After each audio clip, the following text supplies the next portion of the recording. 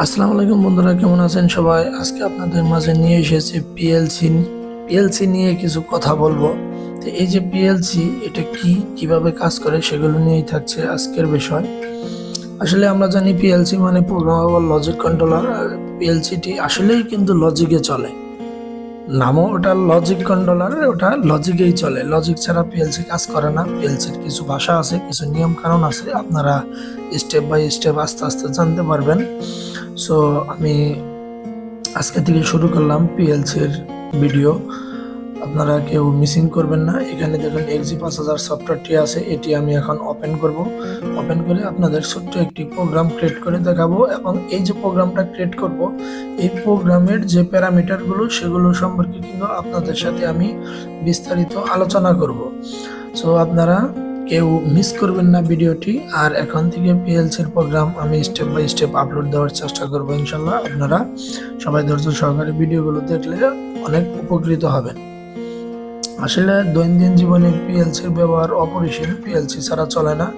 আমি একটি page create করলাম। পেজ ক্রিয়েট করে এখানে আমি এটাকে যে সিরিজে নিব সেগুলো সেট করে নিলাম, যেমন 1 GB এগুলোর সিরিজ, এগুলো সেট করে তারপর ওকে দিলাম। দেখুন একটি নতুন পেজ সামনে চলে আসলো। এখন আমরা প্রোগ্রাম করব। এখানে একটু খেয়াল করলে আপনারা বুঝতে পারবেন যে F3, এই F3টা কিন্তু হচ্ছে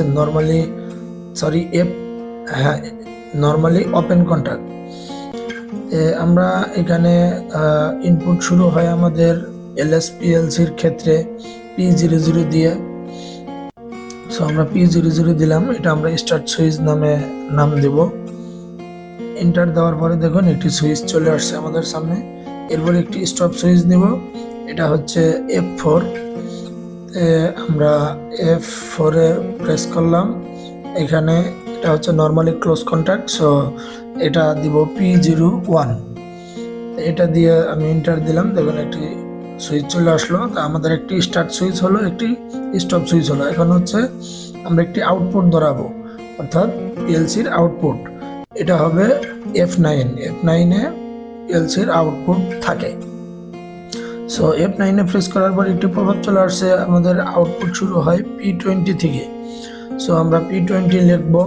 P20 লিখে এন্টার দেওয়ার সাথে সাথে দেখুন একটি প্রভাব চলে আসছে। আমি এটাকে আগে সিমুলেশন করব। আগে লজিক ছাড়া আমরা পিএলসি কেমন কাজ করে সেটা দেখব। এটাকে সিমুলেশন করতে গেলে কিছু ধাপ এগিয়ে যেতে হয়, এগুলোকে ওকে করতে হয়। ওকে করার পরে এখন আমি যখন P00 যে সুইচটা সেটা আমি প্রেস করি, দেখুন রেজাল্টটা কি দাঁড়ায়। তো এটা দেওয়ার ওই P00 start switch normally open contact দেওয়ার পর এরকম পপআপ আসে। পপআপ ওকে করলে দেখুন আউটপুটটা কিন্তু ধরেছে, নীল কালার হয়েছে। যখন আবার আমি এই স্টার্ট সুইচটা ছেড়ে দিলাম, এটা তো পুশ সুইচ, যখনই ছেড়ে দিলাম তখন দেখুন এটা কিন্তু অফ হয়ে গেল। সো আমাদের পুশ সুইচ হচ্ছে যতক্ষণ চাপ দিয়ে ধরে রাখবো ততক্ষণ কাজ করবে, এবং ছেড়ে দিলেই ওটি আবার অফ পজিশনে চলে আসবে। সো আমাদের যেটা করতে হবে, ছেড়ে দিলে যেন অফ পজিশনে না যায়, সেই জন্য আমরা এই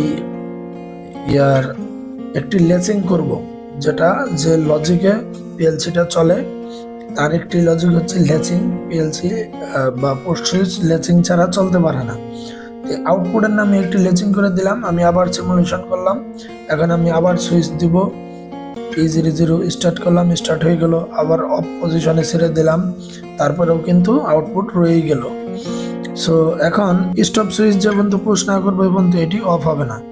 সো এইভাবে আপনারা প্রোগ্রাম করবেন। আর প্রোগ্রামের প্যারামিটার সম্পর্কে বিস্তারিত আলোচনা থাকবে স্টেপ বাই স্টেপ, পর্যায়ক্রমে। সো একটি ভিডিওতে পিএলসি তৈরি করতে গেলে তো কয়েক ঘন্টা হয়ে যাবে। আমি 2 মিনিট 3 মিনিট 4 মিনিট করে ভিডিও আপলোড দিব আপনাদের মাঝে বিস্তারিত আলোচনা করে। আশা করি যারা জিরোতে আছেন, জিরো থেকে হিরো